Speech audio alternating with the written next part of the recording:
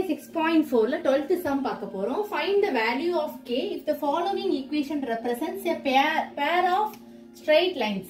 Pair of straight lines வந்து அவங்க வந்து கொடுத்துட்டாங்க. அதுல வந்து நம்ம வந்து k கண்டுபிடிச்சுக்கலாம். Find the k தான கண்டுபிடிக்க சொல்லிருக்காங்க. அப்ப அந்த ஈக்குவேஷன்ல இருந்து நம்ம k கண்டுபிடிச்சலாம்.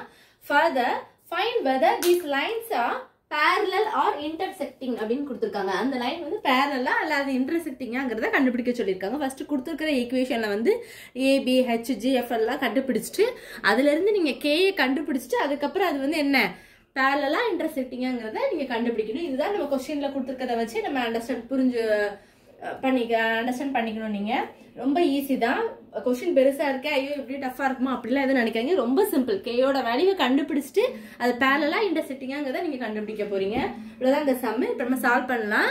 ஃபர்ஸ்ட் சொல்யூஷன் போட்டுருக்கேன். given எழுதிக்கோங்க.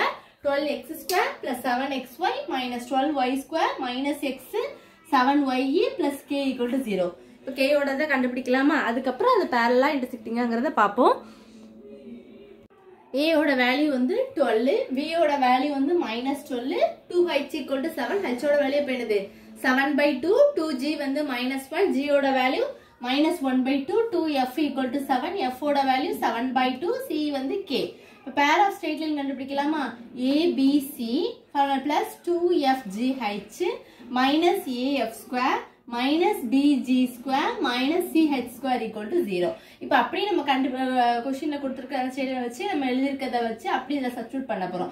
a க்கு பதிலா 12 போட போறோம். b வந்து -12, c வந்து k, 2 போட்டுக்கோங்க. f ஓட வேல்யூ 7/2, g ஓட வேல்யூ என்னது -1/2, h ஓட வேல்யூ 7/2 -af² னா a ஓட வேல்யூ என்னது 12, f ஓட value 7/2 the whole square b ஓட வேல்யூ -12, g ஓட வேல்யூ என்னது -1/2 the whole square c ஓட வேல்யூ k, h ஓட வேல்யூ வந்து 7/2 the whole square = 0. இப்போ ஒவ்வொண்ணையும் உள்ள கொடுத்து மல்டிப்ளை பண்ணி அடுத்த ஸ்டெப் பண்ணலாம் பாருங்க.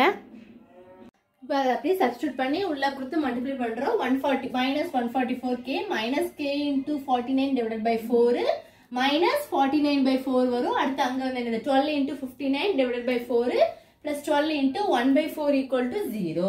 இப்போ என்ன பண்ணலாம்? உங்களுக்கு வந்து அதுல எல்லாமே கீழ டினாமினேட்டர் 4 தான் இருக்கு. அப்ப இதுலயும் நம்ம கீழ வந்து ஒண்ணுமே இல்லனா 1 போட்டுக்கோங்க. அப்ப 1 × 4 போட்டா 4 ஆ மல்டிப்ளை ஆகுது. அப்ப அதே 4 ஆல மல்டிப்ளை பண்ணா உங்களுக்கு என்ன கிடைக்கும்?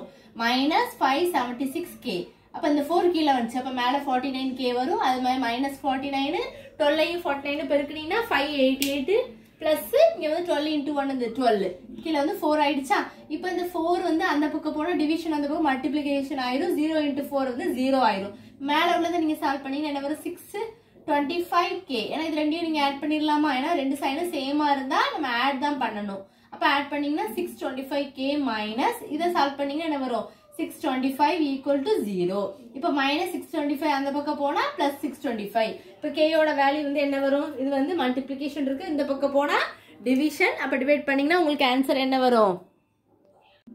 அப்ப k யோட வேல்யூ வந்து என்ன கிடைக்கும்? 625 divided by -625 = -1. ஏன்னா இது கேன்சல் ஆனா 1 இந்த மைனஸ் கீழே இருந்தாலும் அப்ப என்னதான் காமன் தான். -1.